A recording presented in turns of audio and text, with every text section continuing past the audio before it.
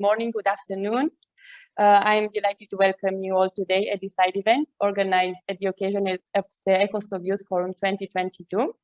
My name is Julia Duca and I work for the International Organization for Migration on the topic of migration, environment, climate change and disaster risk reduction.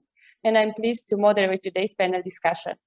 But before going into more details about the side event, very few technical things from my side. So first of all, this event will be held entirely in English. And please make use of the chat to address your questions. We will try at the end of our panelists' presentation to address all of your questions. And the event will be recorded, and we'll try to make the registration available on both the IOM Environmental Migration Portal and the ECOSOC official website. So this side event, called An Opportunity, a Necessity, or a Choice, Youth Mobility in the Context of Climate Change, is co-organized by the International Organization for Migration, UNICEF, the International Youth Federation, and the United Nations Major Group for Children and Youth. Our aim today is to discuss more in-depth the link between migration, climate change, and youth, as well as to showcase opportunities for young people to engage on this topic, and how to better integrate their proposals in international, regional, and local policy discussion. The event will also explore how to foster youth engagement in green activities that can build resilience, accelerate climate action, and contribute to addressing the environmental drivers that compel them to move. As we face today the greatest challenge of our time, which is climate change, we note that the world is hosting the largest generation of youth in history.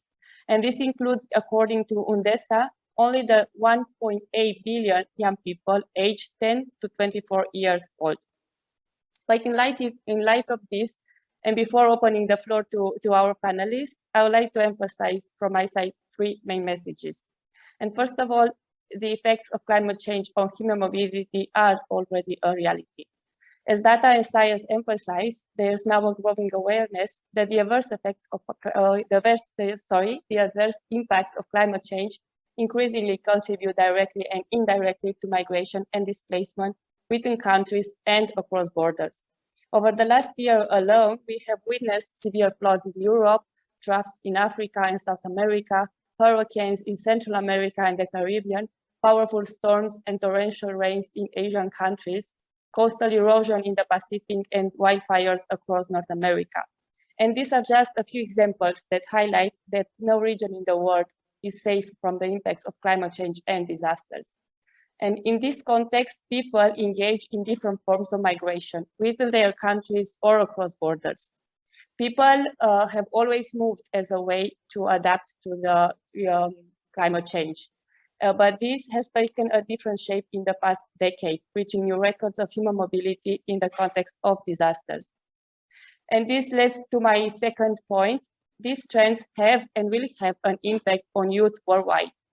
Specific data regarding the young people moving in the context of climate change, environmental degradation is scarce, but it's very likely the young people are, for example, among the almost 30 million disaster displacement registered only in 2021. And they are moving now in the context of climate change due to a combination of drivers.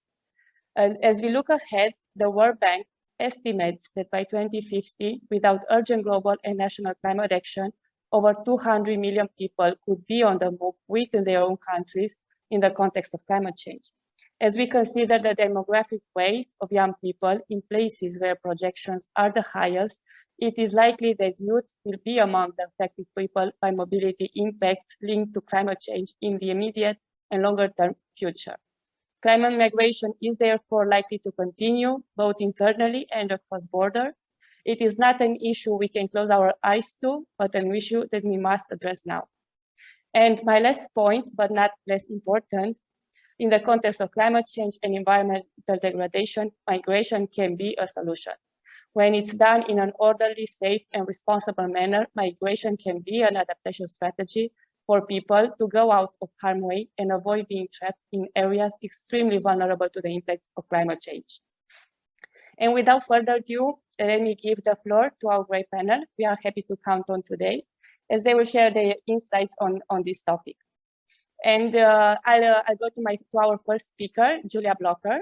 She is a project lead at the Potsdam Institute for Climate Impacts Research, a global leading research center based in Germany, as well as the president of the International Youth Federation, a global network of members and youth empowerment organization. Julia has published research on the interaction of social, political, and environmental factors in human migration in the context of climate change, having conducted field studies in the East and Horn of Africa, the Pacific Small Islands, and the Caribbean. So dear Julia, welcome today. I'm very happy to have you here, and we can count on all your expertise on this topic. And I would like to ask you the following questions. In your opinion, are youth disproportionately affected by the impacts of climate change and more likely to migrate or be displaced today because of climate change? And what are the patterns of young people moving in the context of climate change? And how are these trends different from adults and parents and families? I give the floor to you, and I thank you. Thank you very much, Julia, for this very kind introduction. And as the president of the International Youth Federation, I really want to thank you and IOM for organizing this panel, and also for with our co-organizers, the UN Major Group for Children and Youth and UNICEF. We are very excited and happy to be working with you on this very important topic, which for me personally is of great interest, as you mentioned, because it is also a topic that I research in my day job, let's say, at the Potsdam Institute for Climate Impacts Research. But within the International Youth Federation, I'm also delighted to bring some of the voices of our members. We have now over 170 accredited organizations to the International Youth Federation, as well as our regular members in over 50 countries around the world. So we're delighted to have this opportunity to share with you. So in answering your questions, I really want to highlight two key messages that I'd like to bring to this panel today. The first is that, as you mentioned, that climate change, we can see, really does disproportionately affect youth, and in ways that can hinder their livelihood choices, and including choices that would enable them to migrate positively in a way that increases their household welfare and increases their personal opportunities for development. And my second key message is that, even though that is what we are seeing in our research, for some, but probably not all young people, migration may in fact be the best and most culturally appropriate solution to deal with the impacts of climate change. And so we really need to be finding better ways to support safe, regular, and positive migration of young people around the world, and especially in areas that are particularly affected by climate change impacts, which unfortunately means developing countries and communities that are the most vulnerable within all countries around the world. So coming to my first point, youth are disproportionately affected by climate change impacts because of their pre-existing social, political, and economic marginalization as compared to their elders. And this is a very unfair, unjust situation, of course, because youth had very little to do with building the systems that have put us into the climate crisis that we're in now. And we have really seen in our research around the world, and as you mentioned, I've had the opportunity to work with young people in especially East Africa and in the Pacific. We're hearing that these climate change impacts, because of the way that it erodes household resources, and youth are the least resourced member of the household usually, it makes it harder for youth to, first of all, afford the social and financial costs of migrating. And for those who do manage to migrate, or who are displaced because of disasters, for example, or by conflict, it makes it harder for them to be in a situation that they can actually improve their own opportunities for income, their own opportunities for personal growth and development, to expand their education, and so on. And I like to look at this in a holistic way, where we consider both origin communities and destination communities. And from my research, I've heard from young people in climate-affected origin communities that they face an increased burden of unpaid care, that they have to take care of their elders and children. And this is heightened especially for young women and girls, and also something that we saw increase significantly during the COVID pandemic and still today. These young people also report that they have lost opportunities for educational or career development because of lack of access to such opportunities. for example, due to the so-called digital divide, and also just simply lacking the resources during times of economic downturn that climate change exacerbates. And also that climate change just simply makes household resources scarcer. So for people to be able to migrate, for example, for wage labor, there's fewer opportunities, and some people also are migrating earlier for marriage than they would have previously in the case of women and girls. And then we hear also from migrants in destination communities that they are facing heightened discrimination, often have to resort to living in informal, unpaid, or unsafe living conditions or labor conditions. And especially, again, for young people and women and girls, they may be vulnerable to exploitation, abuse, and violence. And really, when it comes to the impacts of climate change on young people, the common feature in all of this is that young people have lower coping capacities in general than older people. They face a lower status in communities. They often face age discrimination and are also not well represented in political forums in general.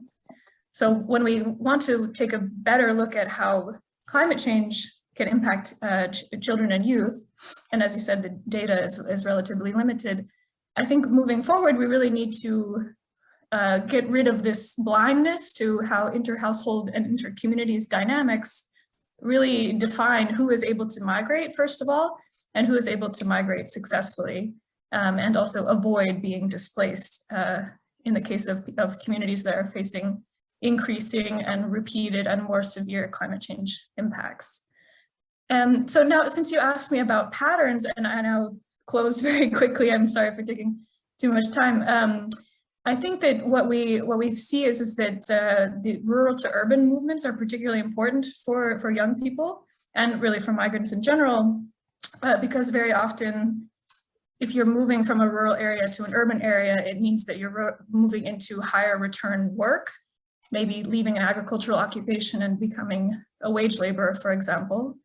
But this is really a double-edged sword, because in urban areas, people are more likely to be exposed to natural hazard events like flooding, like severe cyclones, and so on. And unfortunately, because many migrants live in informal settlements, they're more exposed to these impacts and may be displaced or face physical harms.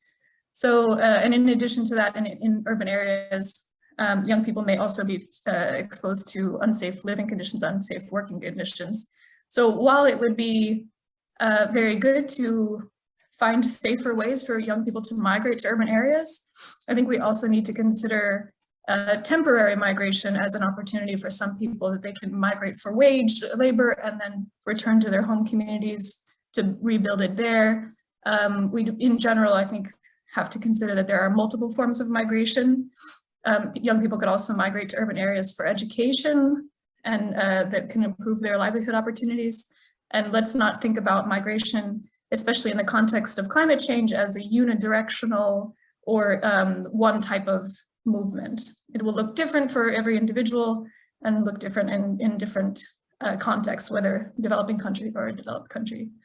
So thank you so much for the time, and happy to expand on some of these other solutions later on in the panel. Thanks again.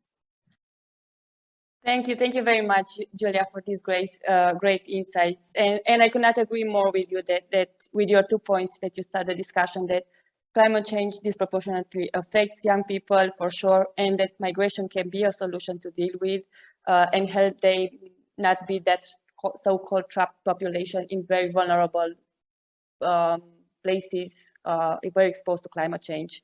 And I'm happy you mentioned the rural to urban migration, because this is a trend we see more and more often within young people, and there are solutions, as you said, temporary migration for them to help them adapt and to return to their places of origin.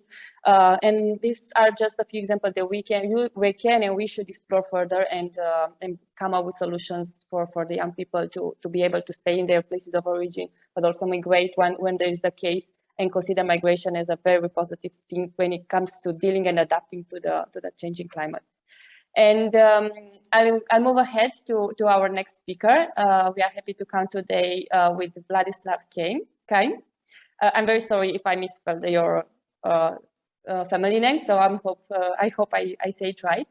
So Vladislav is a young Moldovan economist and climate action and sustainability advocate with a vast experience at the UN level, as well as on multiple national and local platforms in Eastern Europe region. His main fields of advocacy have been green jobs for youth, just transitions, green and sustainable economic growth, and reforms to the multilateral climate finance agenda. From July 2020, the UN Secretary General, Antonio Guterres, appointed Vladislav to be one of his 7 youth advisors on climate change and oversee the implementation of his climate strategy.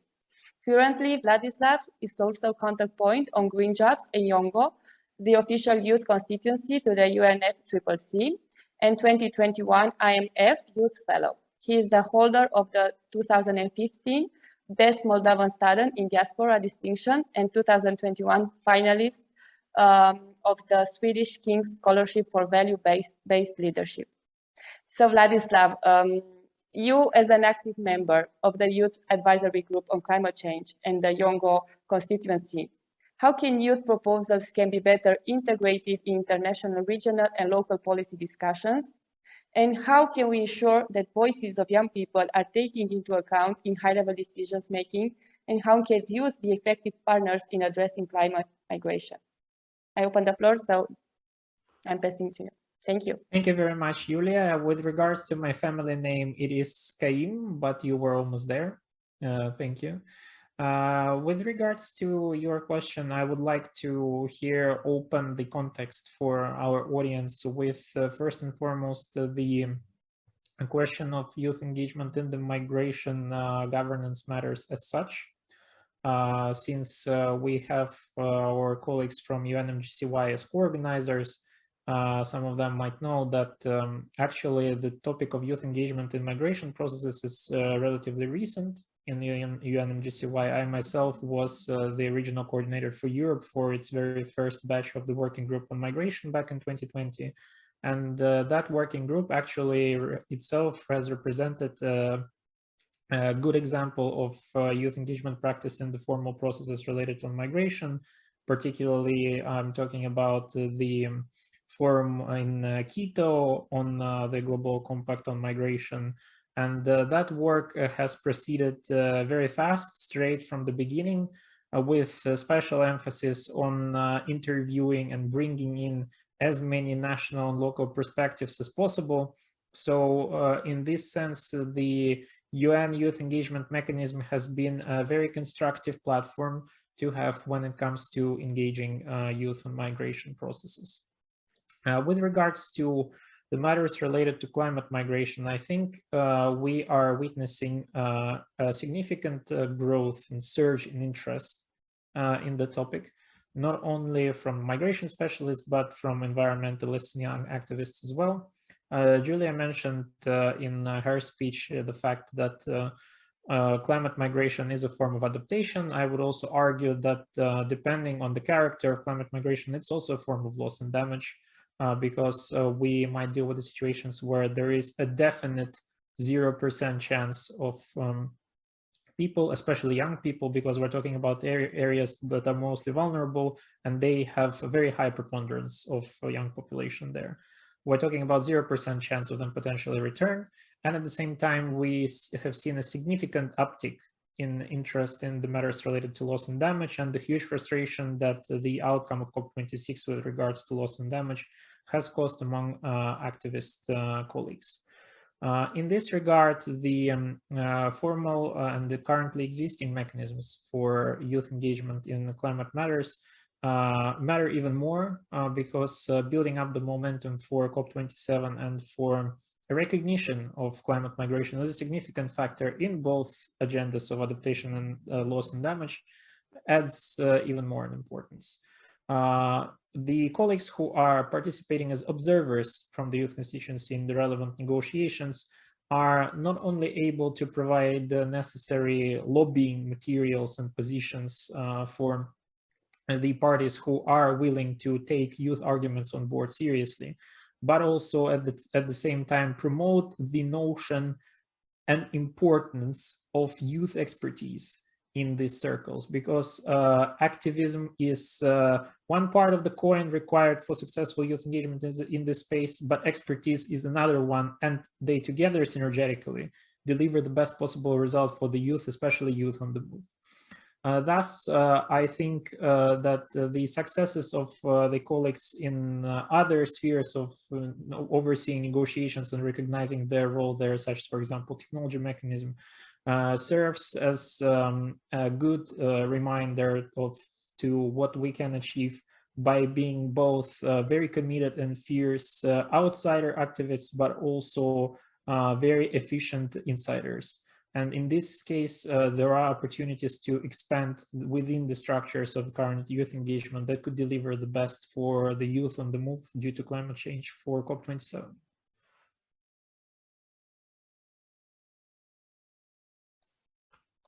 Thank you, Vladislav. Very, very great presentation, and I'm happy you actually presented today to our panel, to our audience also, the UN mechanism in place for youth engagement. So I think there are a lot of opportunities for young people to engage and be more active on the topic.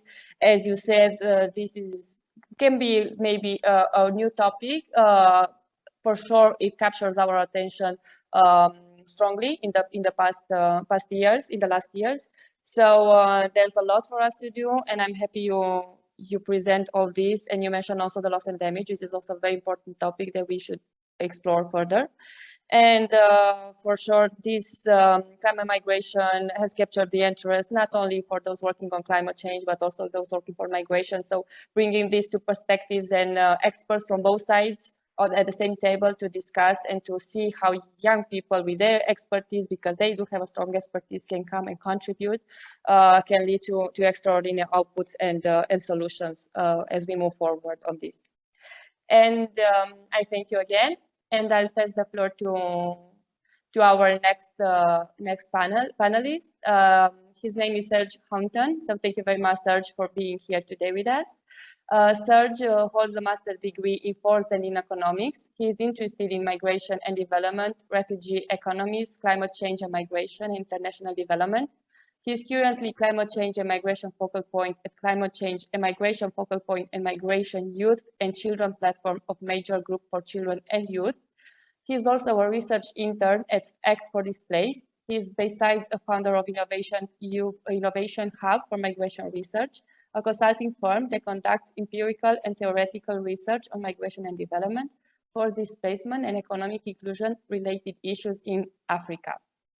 So Serge, I would like to ask you, what are the challenges and opportunities for young people when it comes to engaging on the topic migration, environment and climate change? And what positive impacts can migration have on young people's personal growth and resilience? All right, thank you so much, Lilia, for that genial introduction. Yeah, that's I will say that my name is Serge Hampton. Yes, Serge Hampton. I'm from originally from Benin, West Africa, but currently reside in Kenya. So before starting or coming to your question, I would like to thank IOM for organizing this panel, and UNICEF, and also youth empowerment, and also I would also like to thank the Media Group for Children and Youth for giving me this opportunity to participate in this discussion. So before getting to your question, I will say that climate mobility is becoming a puzzle for young people in Sub-Saharan Africa nowadays. And according to the World Bank, as you stated so far, and by 2050, we will have more than 216 million people that will be displaced because of climate related, or they will be internally displaced within their country. And the same report also mentioned that climate change is a powerful driver of migration because of its impact on people's livelihoods. The livelihood is very important, and also loss of livability, I would say, in higher exposed areas such as Sub-Saharan Africa. Sub-Saharan Africa is the one carrying the burden of the climate-related effects nowadays.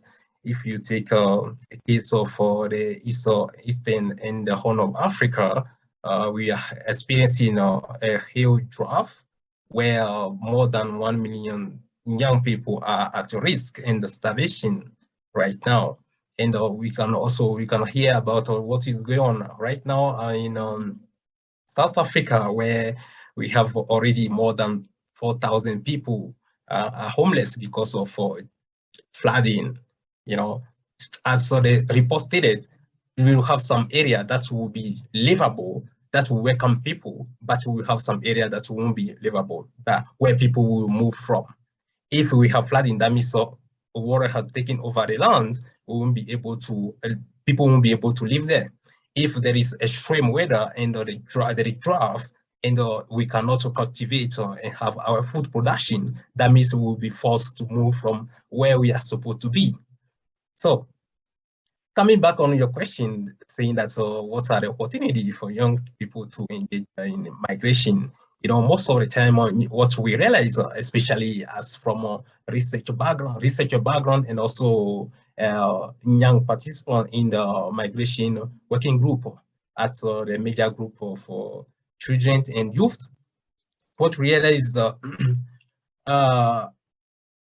young people perhaps move from their home of origin to due to climate change related factors such as flooding, drought, extreme weather, lack of sustainable livelihood, as I stated earlier, because they cannot have that livelihood in their area of where they stay or their country of origin.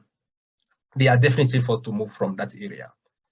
Moving from that area, you know, the recent report by immigration lab for, I would say, immigration policy lab at Stanford University revealed that the young people in the move, for instance, in the Sahel region, they confirmed that they are on the move because of economic factors. But deeply hidden, the hidden factor is because of maybe due to drought, due to flooding, or because of lack of opportunity. If we don't have a good land to cultivate, that means we don't have the opportunity to have food on their table. Definitely that will force us to leave our area of residence or to move to another area to look for a better land to cultivate. So that's what they are studying find out. But you can also read that those young people, they say that, no, we are not moving to Europe or crossing the Mediterranean, but we are going to stay within Africa. That means what? Those African countries. That means they are temporal migrant. Maybe they don't have the opportunity, so they move to another country to get the opportunity that they would like to have.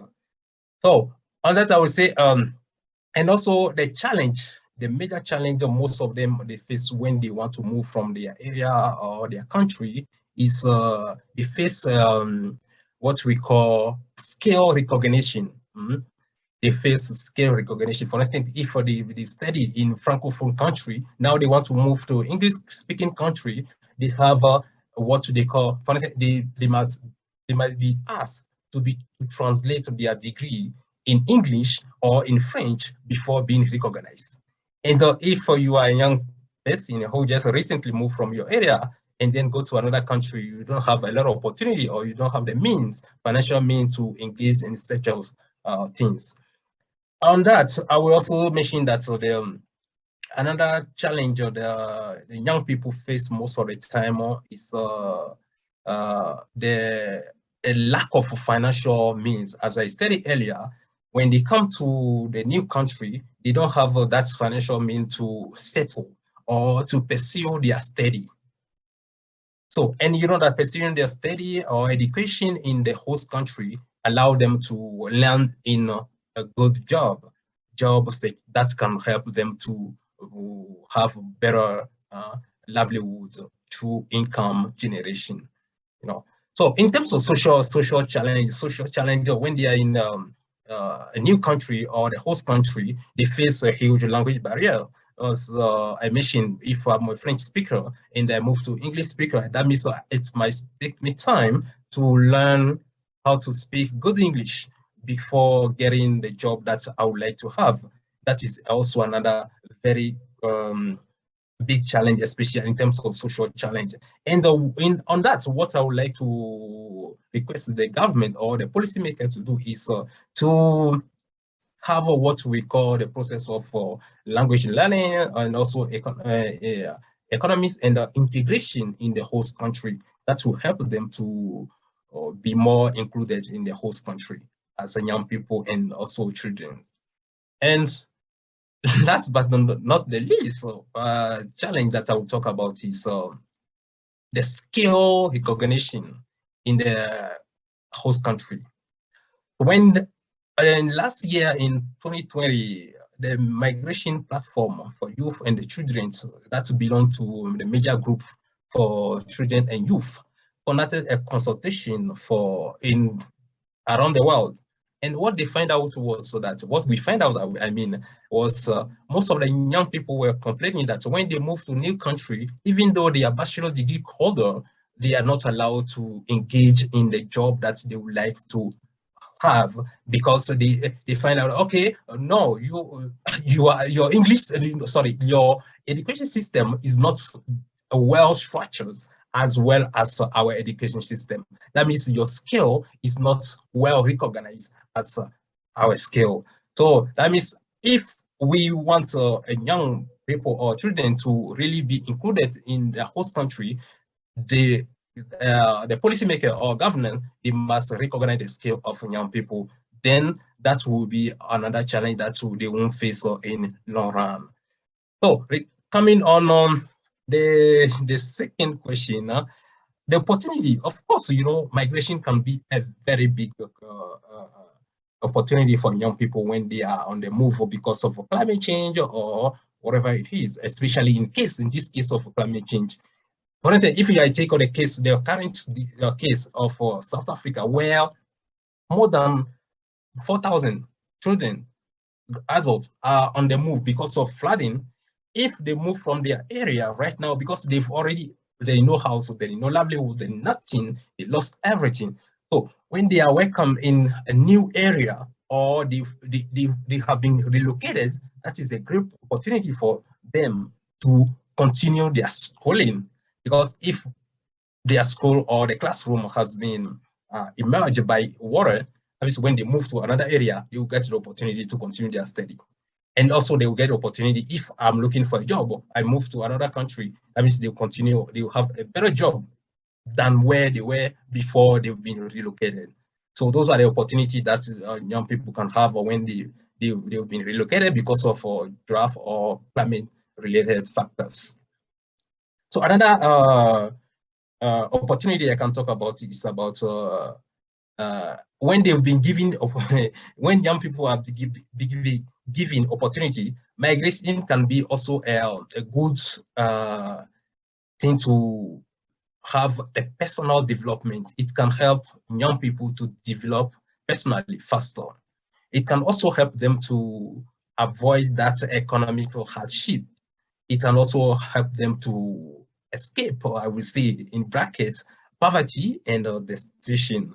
They can also get a better business or prospects to also pay low tax at the destination or the country of destination or in the host country if they are in a business, for instance.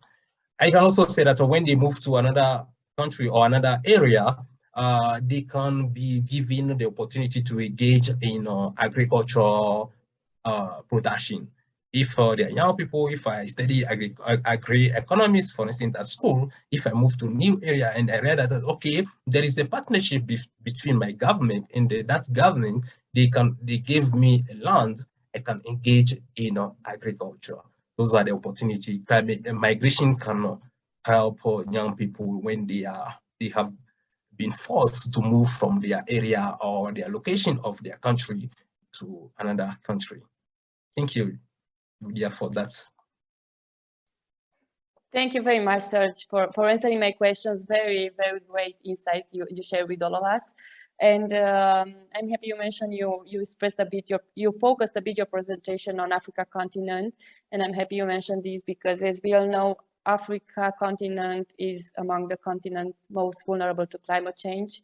And what we do know, according to the data that we have, African continent is hosting the largest population of young people nowadays, a population that is expected to double by 2050. So we should take all of this into account, and I will direct our actions around this.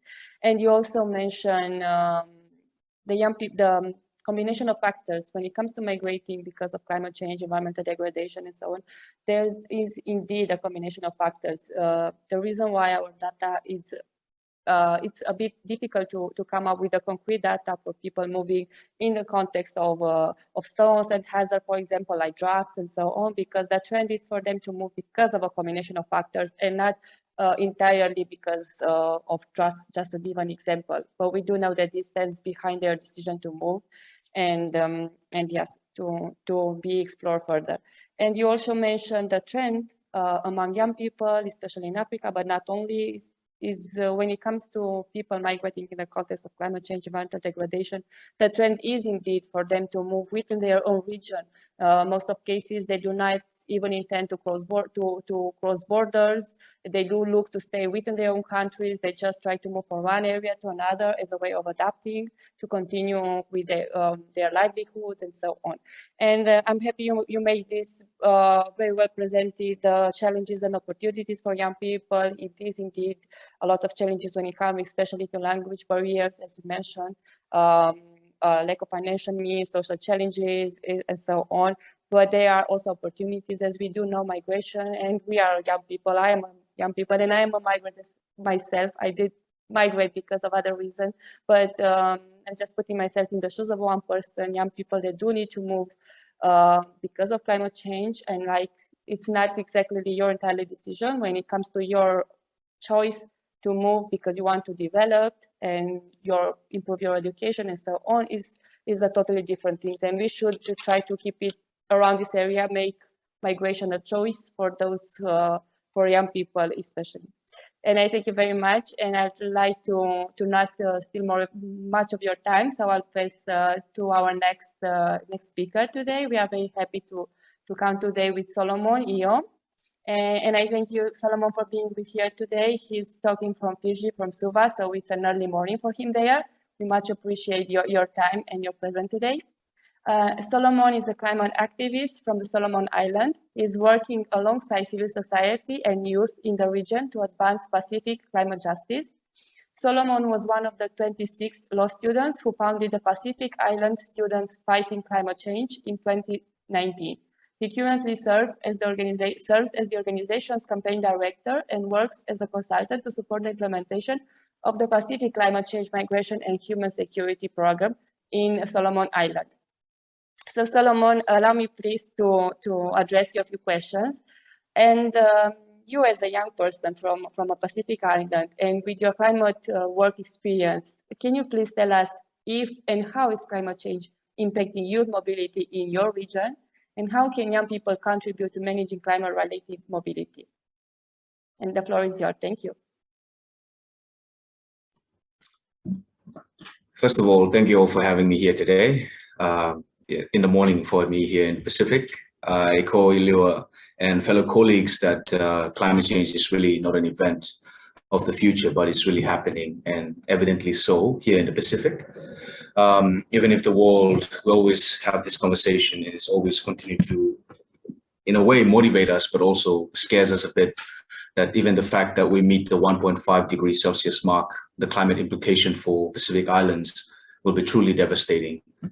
And also climate mobility in the Pacific, just to be clear to the outside, oftentimes we've been said that we often have to be moving largely internationally, but it will be for some time largely internal. So there'll be people moving inland rather than international borders. And for Pacific youth in the Pacific, this is particularly very concerning because the Pacific is also facing at the moment a growing youth unemployment challenge. In my country in particular, the Solomon Islands, youth employment is around 18,000 per year. Now, it doesn't sound too big to people, especially in African continent per se, but for the population of only 721,000, it is actually a national crisis. But on the flip side, it also presents a great opportunity where climate change and climate-related mobility efforts can contribute as a part of the solution. And I believe that it must be so. Just to share a bit of an anecdote, as I returned from the grueling experience at COP26, straight into quarantine in the capital city of Honiara, we experienced the worst riot in Solomon Islands history, where nearly the entire city went up in flames. And as I was looking outside the window, all I can see are just confused and angry young people, same as previous other riots that happened in the history of Solomon Islands. And to the young people, I entirely do not blame them, and rather sympathize with them more like it, due to the years of neglect and abandonment by our leaders. And although it's at the moment is still yet very extremely difficult to classify the movement of people due to just climate-related events, or in this case, slow onset events of climate impacts, it is undeniable, and I concur with many of the colleagues that went before me, that it's a default option for many of us, majority of population that resides in rural areas, to move when communities' coping mechanisms and social safety nets all are exhausted, is to move into urban areas. And in some sense, this means more youth migrating into urban areas only to face the same scarce resources and opportunities available to them as it now, and thus perpetuating this cycle and even into hope. And if not being addressed adequately, will lead into worse scenarios in the future. And fortunately, there's work already underway in the Pacific region, as Lua has highlighted. I'm also part of this, on climate-related mobility. There's already been rounds of consultation, country-by-country consultations. And although youth have been included to some level, it is important that it needs to be we need to maintain this consistency, but also building upon this consistency, improving more meaningful participation by young people, and also including them as equal partners to the solution, whether it is contributing towards planning or decision-making, or even implementation of policies or legislation or approaches, and also importantly, resource allocations. We can often find that one expert in the Pacific raised that science, yes, science is very important. It should be the moral authority that really guides us in making decisions, but also are the stories of young people in the Pacific, young people who are living their lives in the front lines, really seeing the environment drastically shaping the way their society is transforming as well. And therefore, young people definitely needs to be center of this. And furthermore, I also see the benefit in encouraging and investing in university graduates who are coming out, and as I said, coming to face the reality of unemployment, to be able to be as a part of a viable effort into climate-related mobility, especially in the collection of empirical data on the nexus between climate change and human mobility, which is really lacking at the moment. And this can be seen as a long-term investment as well for Pacific experts who will have to make more harder decisions into the future. So let us make use of this potential to solve both the problems of the past, the present, and the future. And bridging on to internationally wise, whilst youth are really striving to address this issue in our region, we are very cognizant of the fact that this geopolitical issue can truly be addressed via multilateral efforts, which international legal mechanisms can strengthen through the use of international law as a vehicle to catalyze more ambitious actions. And I would like to give a bit of example to share with you all a campaign that the Pacific Youth and Civil Society have been working for in the past 3 years. We have been working to initiate the process to request an advisory opinion from the on climate change from the International Court of Justice. We hope to see that the court to clarify on whether states have an obligation to protect the rights of the current and future generation from the adverse effects of climate change. And just recently, one of our Pacific states, the Republic of Vanuatu, has announced that it will table a resolution in the upcoming UN General Assembly in September on this precise campaign. So much excitement for us in the Pacific at the moment. But in order for the matter to be referred to the court, there needs to be a simple majority vote in favor by UN member states. And once this is achieved, this matter will be then referred to the court, which will then present a very rare opportunity among many other topics that we talk about relating to climate change that states can request to the ICJ to clarify. And this includes questions pertaining to climate-related mobility. For instance, participating states can come up to the court and ask, what value can Global South national laws and policies can bring to the table to benefit the discussions, and how state practices around the world can offer some guidances as to how existing views and practices by states and regions as a whole can shape the development of international law into the future. And notwithstanding that, what does international human rights law say on the protections of external mobility? And of course, the list goes on as to the question that could be asked for the court to clarify. And to really wrap up, we truly see that utilizing international mechanisms is a way that youth in the world can contribute towards managing climate mobility, as well as driving more ambitious climate actions and to catalyze especially the UNFCCC processes. And as for the youth in the Pacific, we are taking the world's biggest problem to the world's highest school. Hope to look forward to discussions after this. Thank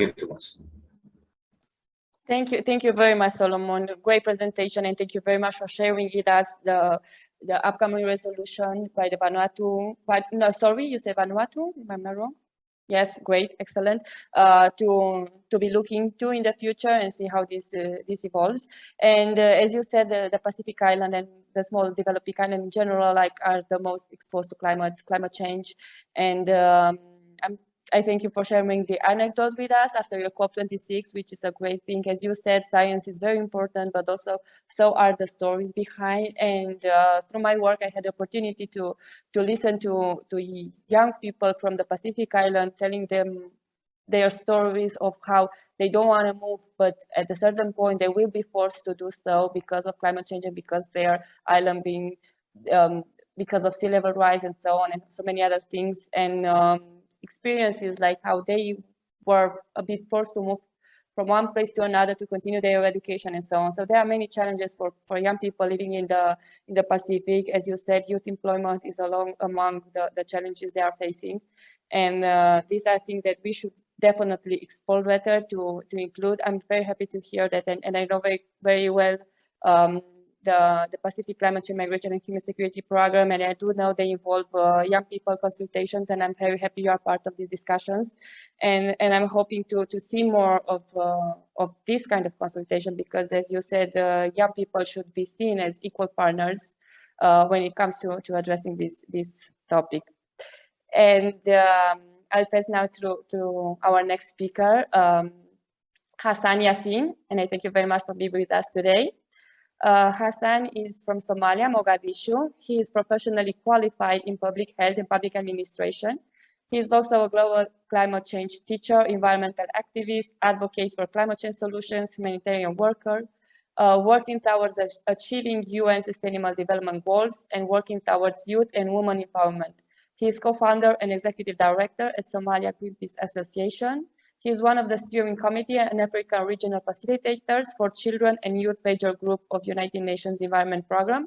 Hassan is highly active member in different international and local environmental protection driven organizations, such as United Nations Environment Program for Children and Youth, Global Youth Biodiversity Program, African Youth Initiative on Climate Change, Pan-African Climate Justice Alliance, and One Young World Ambassador.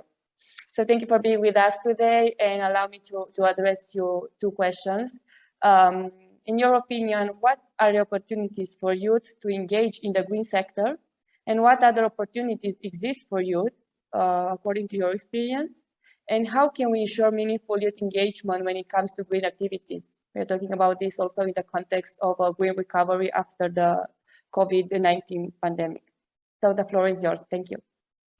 Thank you, Julia, and thanks for the rest of great speakers which we had. Firstly and foremost, that we need to know that having a large economy without consideration of environment and inequality will just compromise our health and social cohesion. So in coming to your questions, that's why we are now emphasizing on green job opportunities or green sectors. At the same time, when we emphasize on green sector opportunities, especially on the youth, that we have a lot of opportunities at the same time with its challenges. Some of the opportunities that I can consider which youth can join as the green sector is joining on the renewable sectors,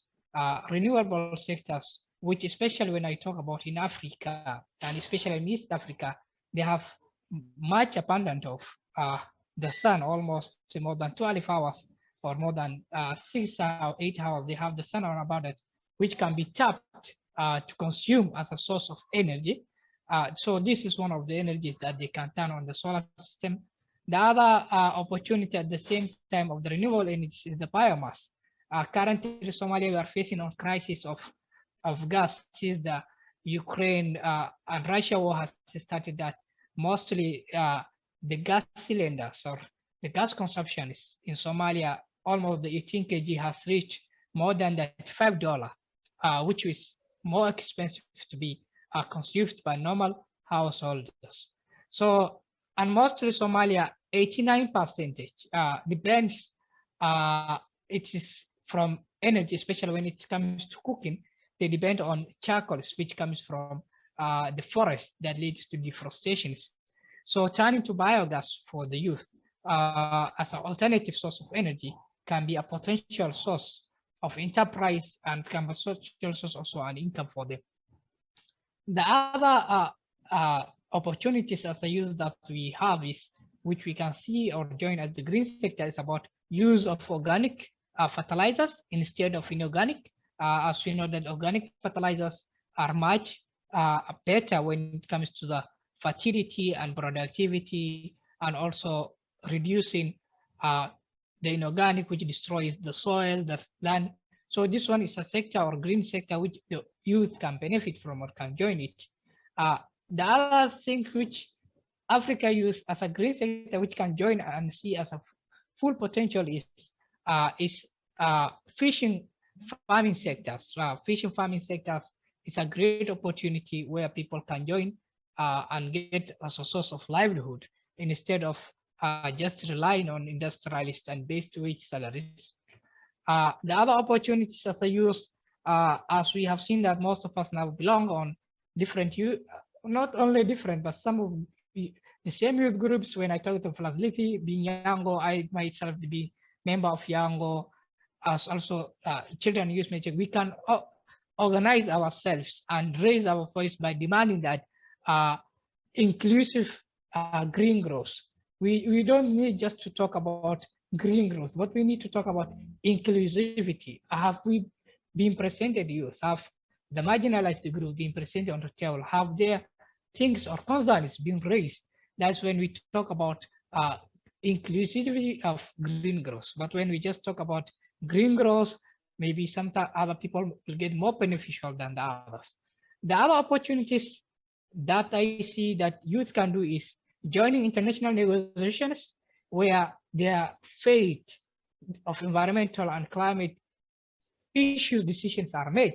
Like just Flaslifi is part of the UN advisor on climate change issues. Being there will change something, will raise his voice. So we have to be on the platform. The other thing is that we can make is elect leaders who will be responsible and accountable to our environment, to our climate change issues, to our needs as a green growth. So when we select or elect the right leaders, then we can have a changing momentum in the society who can understand better on our needs. So when it comes to meaningful youth engagement, all the things that I have talked about on the opportunities, if there is no clear investment and it's not a truthful investment, when I talk about renewable energies, when I talk about the fish industries, when I talk about organizing themselves, if we do not invest in youth, if we do not fund the initiatives, if we do not support them their daily lives or operational costs, then we don't see or get at all these opportunities. So the other thing that which can be a meaningful is funding youth initiatives. Since they start, for example, when you like to join to an enterprise or an entrepreneur, then now you need to join or start up with solar systems, or you need to sell solar, or you need to take to the rural grassroots level areas, introduce them to these solar panels or lamps that work with the sunlight, which is cheaper and they can affordable. So for you to start that program, you do not only need about the thinking and the initiatives, but also you need about the money to start it, the investment to start it. So if you don't have that one, then that vision will not go far. So we need fully investment of these things. The other thing we need is engaging youth in decision-making processes. What do we mean in decision-making processes? You will find that some leaders or some bigger organizations, they say that we are engaging the youth in the decision-making processes. At the same time, you find that youth are just being invited in there, but they are not given the rights to speak. They are not given the rights to raise their voices. So what I will say is meaningful youth engagement will include engaging youth in the decision-making processes by not just inviting them out, but giving them the right to speak, the right to raise their concerns. So the other thing which can be also engaging will be support youth-led organizations. We have a lot of youth-led organizations that work on grassroots levels, that work on the better of the environment, that work on climate change issues, that work on energy and renewable. At the same time, you will find out since these youth have organized themselves, they have formed, established, they will end up that they will find no one to support on their projects. And if someone is willing to support them, he or she is willing to support them based on projects. But we need to deviate that one. We need to support them based on their operation, their work. Can we support them in their leadership programs? Can we support them in their daily running on operational costs? I believe now that if IOM will have not got operational costs, it will have not been worked because it's working based on the operational and their things. So that we need the same thing to see that youth to be invested on the initiatives. So the other thing is build the leaderships. As youth are coming on the tables, as they are joining on this climate and environmental and energy issues, they also need their leadership to be built. They have some gaps, they have some issues. So when we train them, then what happens? They will do the right things at the right thing at the right place at the right time. So this will become will bring co-beneficial post to community, the donors which supporting them, and those other available things. So the other thing that I would like to say is that if you at all want to see that leaders need to have the will, the political will to support young people in joining the energy sectors. Not only the leaders, also those organizations, the bigger organizations who are funding, sit with the youth, ask them what they want, and at the same time, ask them to bring ideas and invest those ideas till it reaches at the end where it gets most successful and use gets sustainable. Thank you so much. Thank you very much, Hassan, for this great insights. I'm very happy we have the opportunity to listen from you that you work on the green sector, and for you sharing with us your insights on this topic from your perspective. And I just want to highlight that you are talking also in the context when Somalia is facing extreme droughts. So it's passing through a very difficult period right now because of these hazards that is already forcing people to move in, and expectations are that this number will increase in the future. Very happy you give us some concrete example of the opportunities of engaging young people, especially to support them and their engagement in the energy sector. And I agree with you, the support that's needed to youth organizations, so youth can be supported in a very orderly manner. And yeah, I'm very happy to discuss this, and I'm looking forward to continue the discussions afterwards and explore the opportunities and to see more young people involved and taking this example further. And I would like now to give the floor to our least but very important speaker today, that he will speak from his experience on his engagement on, especially when it comes to water.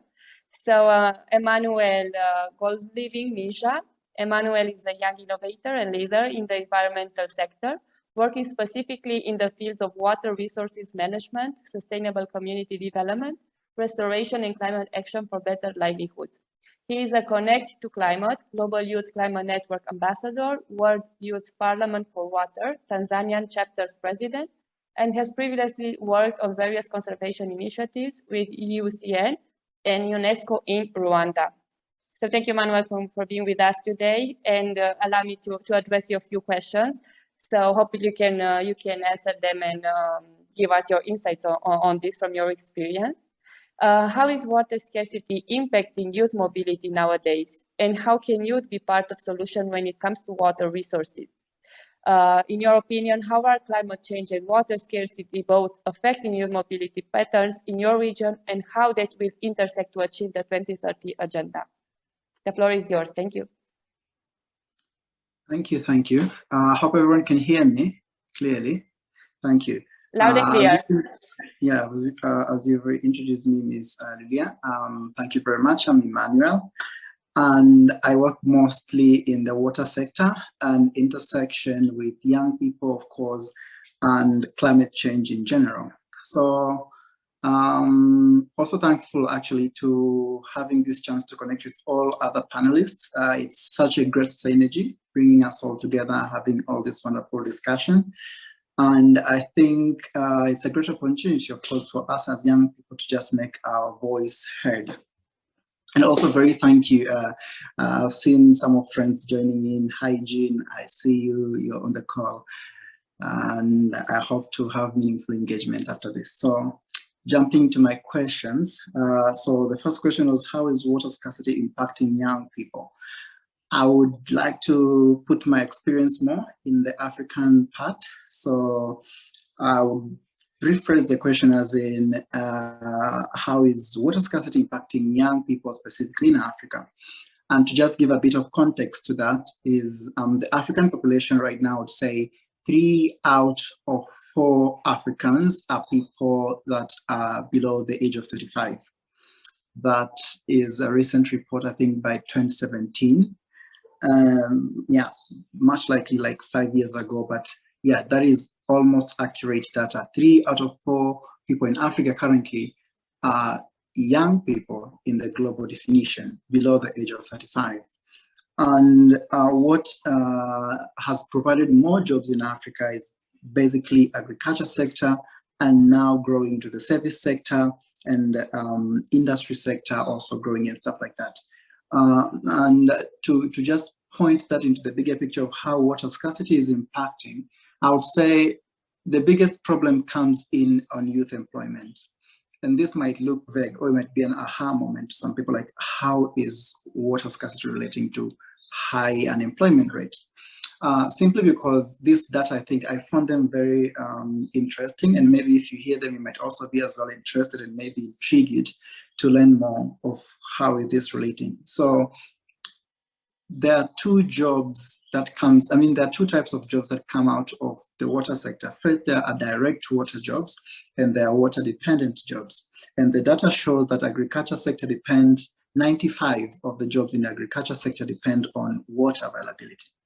30% of jobs in industry sector, this is production, manufacturing, anything that involves industry, 30% of these jobs depend on water. And services job, this be education, tourism, and stuff like those, depend on water. So if you just get that view and you understand that Africa is highly depending on agriculture to sustain, and 95% of those jobs depend on water availability, you come clearly to see how unemployment is actually a huge link in the water scarcity, specifically for young people in Africa. And this unemployment is now leading people to having these migration issues, mobility, youth mobility, in both internally or external mobility. And so yeah, that is in general. And I think we'll get a time to discuss more about that in the maybe Q&A or something like that. Just figure out the data out there. And the other question was, how can youth be part of the solution? I think Hassan has just talked about that too, about he's just put a bit of emphasis on young people being part of decision making, being included in the processes and all that. But to just put much into that, or to stress a bit on that, I think also what needs to be done is to reassess and maybe to readjust the entire system. So let's see in the financial system how youth are neglected. So if you go into financial system right now, you'd find out if you're below the age of 35, or if you're generally a young person, you can't simply take a loan because you're maybe having school debts or you're having some other things.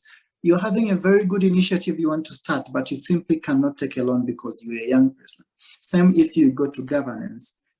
Most countries have age restrictions. You're not 30-something, you're not allowed to take into maybe being a member of parliament or Congress. You're not allowed to represent your people in your district, you know, unless you have a certain role called maybe youth representative, which is like considerably 50% of a whole vote. So you're having even half a vote of what a vote of another person at their 60s would have. Same if you see international organizations, they also need to reassess how they involve youth in their processes, how they put youth in their systems, because these people majorly put capacity building materials, arrange a lot of, they hold a lot of materials basically. And these materials, you'd find out they're just developed by some other people who are not as young, targeted to young people. So I would say, as much as we need young people into the processes, into the governance, into all this, it won't make a change if all these systems are not reevaluated and adjusted to fit into young people's needs. So, you know, I think, you know, young people are already part of solution. I lead several, I sit in several boards, I sit in several organization leaderships, and these are youth-led organizations, are youth-led boards, are youth-led types of stuff, which have a lot of great ideas, and they're already taking solutions. I mean, they're already playing a part into solving climate change issue and youth migration, but it gets back to the system. It gets back to, but then where do we get the money? I can't be loaned, you can't be, we all can't be loaned, we can't take a loan. And you go back to the government, the law, you can't change it. You're not someone who sits in the parliament. You're not someone who sits in the Congress. You're not someone who sits in a house of anything. You're basically having a certain seat as a young representative somewhere where your vote is even a half. So we probably need to have reassessment and reevaluation of how do we put young people into taking part of this solution, because I believe, and we can attest, with a lot of youth-led solutions existing, they just need some few capacities, few financing, and just policies to enhance their solution to flourish. Also, the other question was, how is climate change and water scarcity affecting youth mobility patterns actually in my area or in my region? To just be brief, so I've highlighted before about how water scarcity leads to unemployment, employment leading to youth mobility. So from here we can say, okay, youth mobility creates a pattern of people moving from, I mean, unemployment creates a pattern of people moving from this one area, which is now, let's say, affected area. So negatively affected area, people move there to find their greener pastures. And where they're going, let's say internally, let's say someone moves from within the continent, African continent, someone moves from countryside of Kenya to Nairobi, the city, just looking for opportunities for them to flourish, get employment and stuff like that. These people would create a population pressure. And you'd find a city like, let's say, Dar es Salaam in Tanzania, such a small, very small inside city, having a population of up to 10 million people. That population pressure turns back with another backlash into the environment, natural resource exhaustion. So there is overutilization of resources, because the resources there probably are to support 7 million people. Now there are 10 million people. brought there because they have different issues in their home of origin. I mean, there is drought, they can't farm, they can't do anything, they can't get jobs, but there is simple job you can get in town. Every day you get $2. And they find like, yeah, let's go there. But the resources, they are not supportive. So they exhaust the natural resources. Exhausting natural resources now adds up to climate change. And this creates the whole circle. And this is how the pattern now shows into developing world. And this is how also the developing world even finds itself sinking deeper into the issues of climate and climate change, because we ourselves now don't have solutions in our natural way. We just find it. And in finding it, yeah, we end up producing more climate effects and also diseases and social issues and stuff like that. And how will this intersect to achieve climate, to achieve Agenda 2030?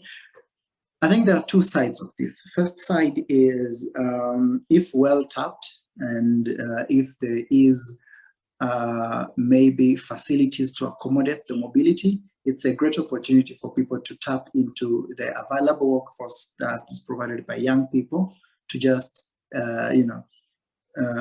provide more support in, or accelerating achieving the Agenda 2030. But in the other way, it's just a bottleneck, because young people it will mean there'll be resource scarcity. People can't be fitting into the education system. People are having less opportunities to contribute. People are having more climate change issues, and people can't be productive in that. So it just translates that Agenda 2030 is not met or is brought back because these young people, some of them couldn't go to education systems anymore. They are a lot, or they couldn't get social needs because, yeah, the government can support that amount of people that have migrated there and stuff like that. Yeah, so I think that is just to like give a highlight on my questions. And I'm expecting maybe to get more maybe questions or further chances to elaborate on any points that I talked on. And yeah, with that, maybe we can, and also taking consideration of time, I think we have like 15 more minutes. So we can jump into questions and maybe I'll get chances to elaborate more. I have more sources of what I've been talking to, so I'll be glad to share and collaborate more. Thank you. Thank you very much, Manuel. Very helpful presentation, and I'm happy we can count with you today to listen to you on all your suggestions and based on your experience in your region. And as you said, yeah, in Africa, you mentioned that there are two types of jobs, so direct water jobs and water-depending jobs. And it's impressive to see that 95% of African jobs depend on water availability, and this actually directly affects youth when it comes to employment and so on, opportunities for them. And then, as you said, we enter in a circle that we enter in a circle, and I think it's a bit up to us to make it a positive one when it comes to opportunities for youth engagement and so on, or it can end up be a negative circle that continues to affect more young people, and we keep going like this. So thank you very much, and I look forward to explore these points you share with us today further. Unfortunately, we won't have enough time today, so I'll just move forward. And I thank all our panelists for the great presentations you share with us today. And I'll just open the floor to questions. If you have any, please use the chat and address them there. We'll try to reply to them according to our time. We have little time left, but here we go. So I see there is a question addressed by Laila, and maybe I think Serge mentioned that he would like to answer, but please feel free, all of you, to reply to the question. And the question would be, is disaster risk reduction being considered by youth as an alternative to migration in countries or regions that are not extremely affected by climate change? The floor is yours, so please. Yeah, thank you so much for that. And I would also thank all the panelists and thank that listener audience who asked that question. You know, definitely migration is already considered as one of the alternative to escape the climate effect or climate risk reduction. Definitely, as I said earlier, if in your region there is where the climate has affected extremely, or if there is a flooding, extreme flooding or drought in your area, that means you don't have the choice. You must leave or you must move from that area that has been affected by climate change to move to another area that has the opportunity has been positively affected by or that receive the well done or the positive part of the nature, then you can move to that part. For instance, if I take the case of Kenya, where in the north we realize that there is extreme drought there. So what the nomadies are doing, they are moving to the south, a little bit to the southwest part of the country, where it's more grain. Then they can have their pasturage, their cattle, they can feed them, and also they can have a fertile land to cultivate or to have ecosystem production. And for young people, it's definitely the first option. I would say that's the first option to avoid those extreme weather conditions. If you move from your area where there is no opportunity, or right now there is no more school that is open because of flooding, then you definitely need to go to another area or move to another country to pursue your study, or you definitely need to go to another country to have a better job so that you'll be able to reduce the risk of climate change. That's what I can say. Thank you.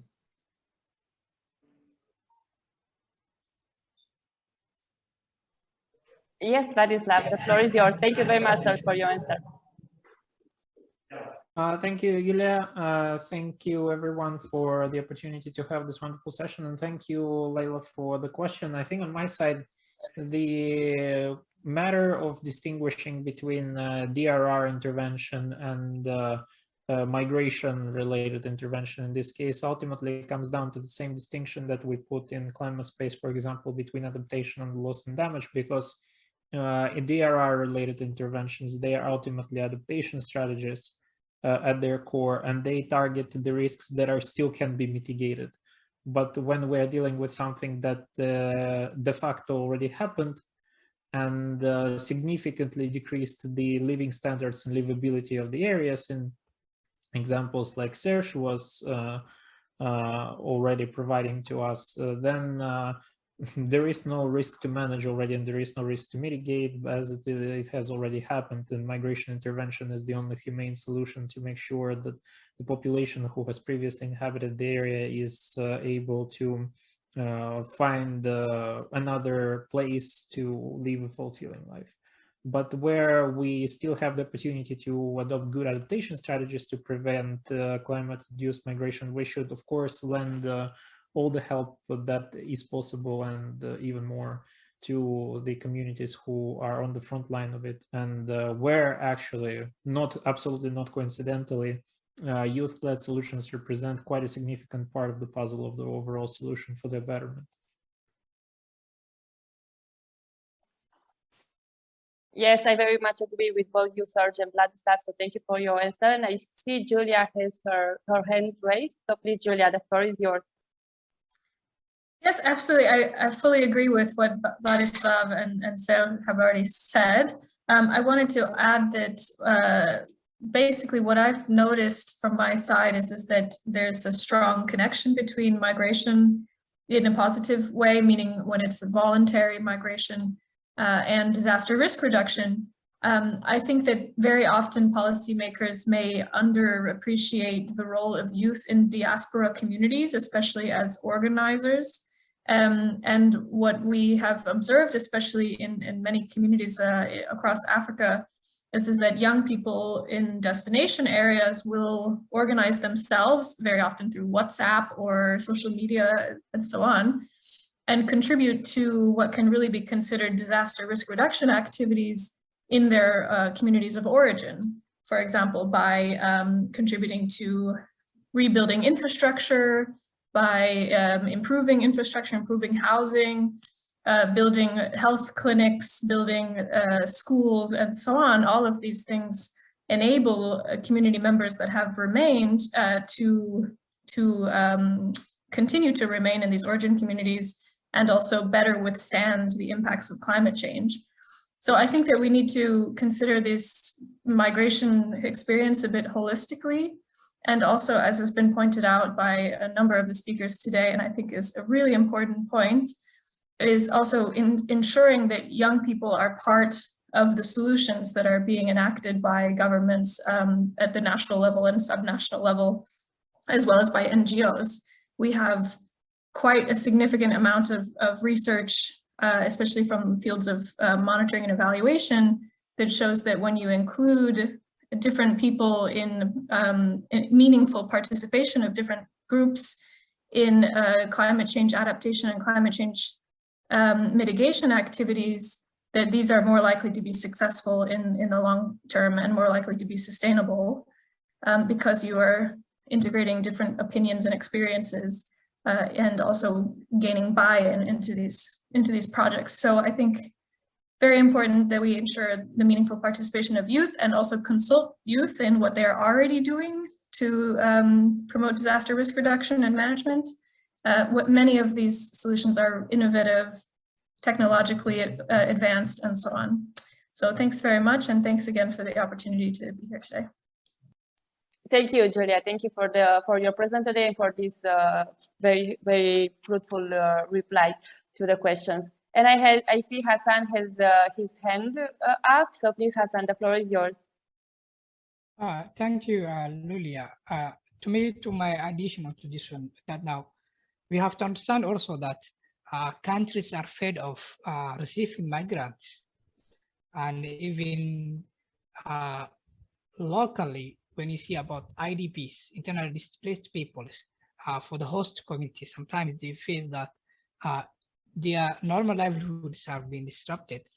So when I just look at now, just like the decision which UK has made that for migrants that are coming to UK, that they should be returned back to where they came from, or another third country, such as Rwanda.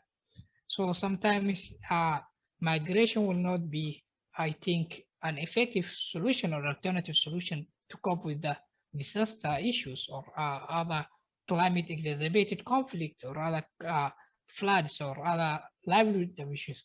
But we need to consider it, how can we make a solutions which is like locally led adaptation solutions, which comes from the grassroots levels, but not just the urban state or the heads of states, but coming from the community. How can we put them or design them in a way that when these disasters come, that they are adapted, that they have other alternatives as of livelihood of income. For example, if the person is a farmer, instead of only relying the farming, he has maybe other other sideline jobs, like maybe he's doing a business things, so that can cope. Can we have a place in a social protection mechanism in place where we already have identified that the vulnerable communities which are vulnerable to climate change are already being protected, are in the social protective system, that they are already provided? Because in the case scenario where we see that in Somalia now, we have a lot of IDPs in the capitals and they are not returning voluntarily.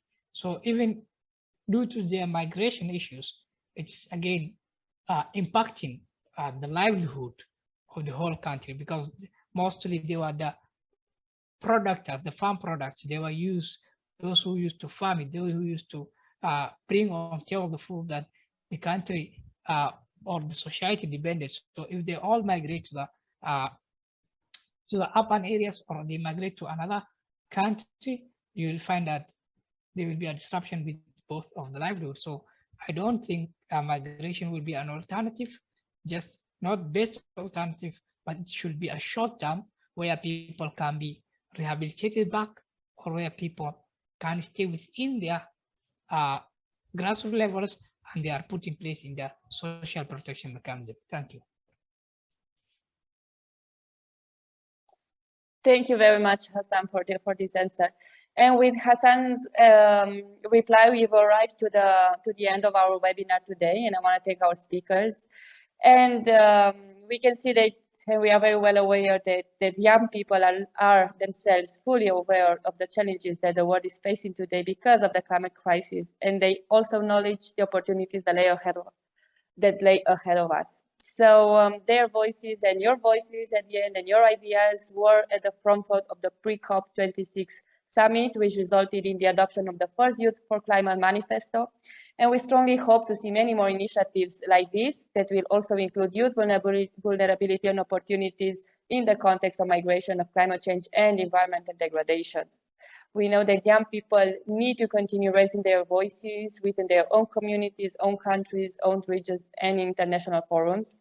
So I'm addressing to all of you here present, our panel, and our attendees to continue this great engagement on the topic and